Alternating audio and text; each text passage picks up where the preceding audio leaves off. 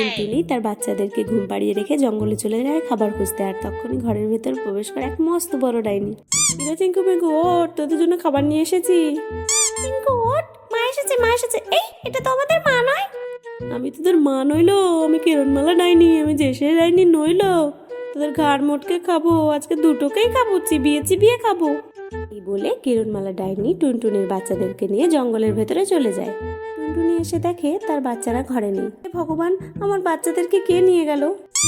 এই যে টুনি, আমি বলে দিতে পারি তোর বাচ্চাদেরকে কে নিয়ে গেছে। তার আগে তোর পুচকে বন্ধুদের বল ভিডিওটাকে লাইক অ্যান্ড চ্যানেলটাকে সাবস্ক্রাইব করে দিতে।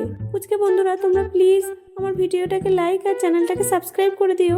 এই টুনি, তোর ছোট ছোট পুচকে বন্ধুরা ভিডিওটাকে লাইক আর চ্যানেলটাকে সাবস্ক্রাইব করে দিয়েছে। এই দেখ তোর বাচ্চা কোথায় গেছে। মার মার, ডাইনিটাকে মার। ওরে বাবা লো, মারিস গেল। আমি এখন কিরণমালা ডাইনি, আমাকে এত মারলে আমি তো মরে যাবো রে টুনি।